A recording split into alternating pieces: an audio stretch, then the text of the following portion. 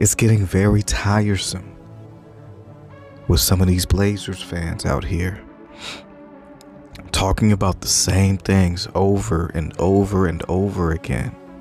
You know what I'm saying? For me, it's like this.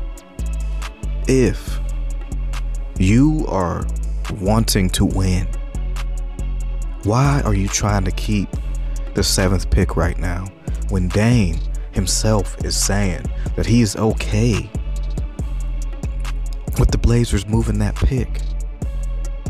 If you look throughout history, you know what I'm saying? Yes, the 7th pick has hit. You know what I'm saying? But when you have an opportunity to get a player the caliber of a Jerami Grant, who's highly coveted right now, very highly coveted, or a guy like OG Anunoby, you go for that with that 7th pick, man, because you do not know if Benedict Mathurin is going to give you that. You don't know if he's going to give you what both Jerami Grant and OG Anunoby can bring to a team. You know what I'm saying? You can't bank that Keegan Murray is going to be able to do that. You know what I'm saying? You can't bank on that, especially if you got a superstar like Dame Lillard. You know what I'm saying? You got a guy like Jusuf Nurkic, who's highly underrated in my opinion. I think he gets mad hate from his own fan base. You know what I'm saying?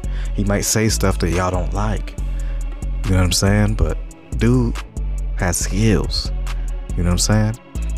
But I have noticed that there's a huge contingent of Blazers fans that all try to say that Grant is not worth the 7th overall draft pick.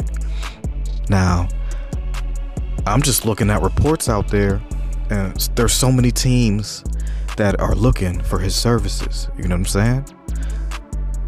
I just don't understand. I don't get it. You know, like, you guys will talk your talking point till it's dead and gone, man. Like, y'all will continuously speak on the same things, not speaking on nothing else. You know what I'm saying? I was just looking at some of the stats between Jerami Grant and OG Anunoby. You know what I'm saying? Just little things like regular season stats, like who has the most points out of them.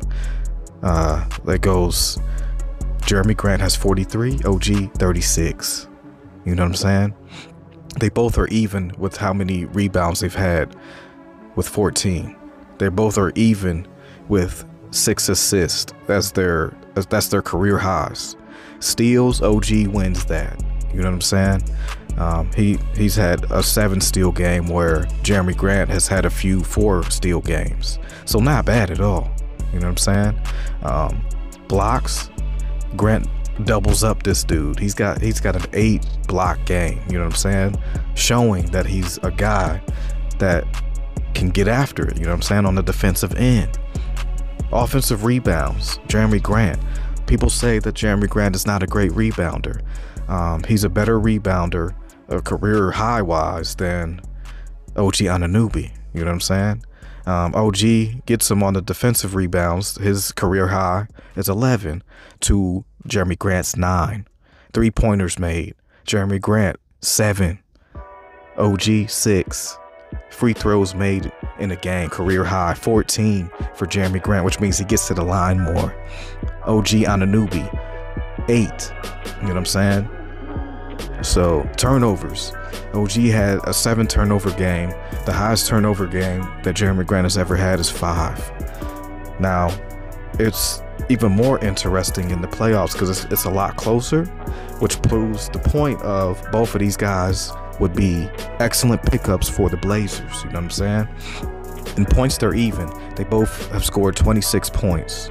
You know what I'm saying? Rebounds, OG gets them with 13 to Grant's 9. He also gets Grant an assist with 4 assists to Grant's 3. They're both even on steals, where they've had a career high of 3 in the playoffs. Jerami Grant in the playoffs, 4 blocks to OG's 2. Offensive rebounds, OG gets them with 5 to Grant's 3. Defensive rebounds, Grant gets him 9 to 8. They're even on 3-pointers made in the playoffs. In the playoffs, Jerami Grant gets to the line. He got to the line 10 times, and he also gets him on turnovers. His career high is 3. OG's is 4. You know what I'm saying? So those things, to me, you know what I'm saying, they mean something, you know? Like, I know that, yeah, that can only be one game or whatever you want to say. What about that chart that was going around about Jerami Grant and how he's not great on defense? Where's that chart at for OG Anunoby for his career? I don't know when that chart people were putting up were saying, you know, I don't know if that's for their careers or what, but there's no comparison. You know what I mean? You didn't compare those two together. You know what I'm saying? You just had your single narrative. You know, they both can play the 3 and the 4. Career high, like I said, 43 points against the Bulls to a career high 36 points versus the Knicks. Which one is more significant to you? I mean, you guys be the judge. You know what I'm saying? The Knicks, and that was this year for OG. His career high is 36 against the bumby Knicks. You know, where last year's Bulls, they weren't great. You know what I mean? So Jerami Grant went for 43 against them last year, and then this year against a very good Cavs team who made playoffs, he got 40 points against them. You know what I'm saying? So I'm seeing a lot more in favor of Jerami Grant for the Blazers than I do see for OG Anunoby. Not saying that they're not both good players, because they both are. You know, I just feel like Jerami Grant fits this team more so than a OG Anunoby. But if we get OG Anunoby, I feel like he will fit in just as fine. It's just, I feel Jerami Grant will give you a little bit more than OG, especially offensively. You know what I'm saying? I feel OG isn't as good on the offensive end as Jerami Grant is. And I feel like they're very comparable on the defensive end. You know what I'm saying? That's just what I see. Grant's a little bit taller, but OG's a little bit bigger frame-wise. You know what I'm saying? So there's a lot more than I don't want Jerami Grant. I would take OG Anunoby for the 7th pick. They're virtually very similar players, man. So if by default you say OG Anunoby is worth the 7th pick but not Jerami Grant, then you're being very disingenuous as a Blazers fan out there. You know what I'm saying? And you don't want this team to get better with Dame. It seems like you'll be feeding into that same narrative that's out there with a certain contingent of Blazers fans that say they need to trade Dame Lillard, which is jumping off the bandwagon like a mug. You know what I'm saying? I think that to me, that sounds like that suspected white supremacist mentality that's very rampant out there in Oregon. You know what I'm saying? That's what it sounds like to me. Now, you can try and come on and counter what I'm saying, but you just will continuously prove my points, man. Because Blazers fans, I don't feel like y'all want to win, man. Do y'all want to win? Do you? Because getting Jerami Grant and possibly a guy like Lou Dort, if we can get that trade cracking with the Thunder and potentially do a 3-team trade with the Pistons and they take the 12th and we get Jerami Grant plus Lou Dort, I'm with that, man. Especially if Dame's with it. You know?